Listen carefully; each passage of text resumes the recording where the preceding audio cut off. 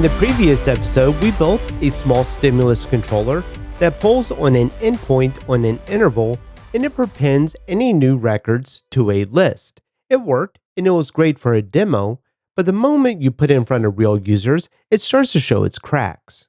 And so the Polar Controller JS file is what we started off with.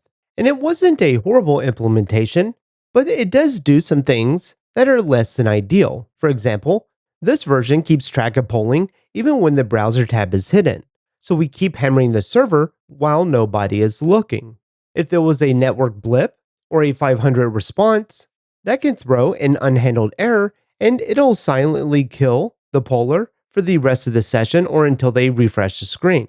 And it also blindly prepends whatever HTML comes back, so a slow HTML request that overlaps the next one can insert the same record twice. And it only ever looks at that first child element to figure out what the last scene ID is, which breaks the moment the server hands back more than one new row at a time.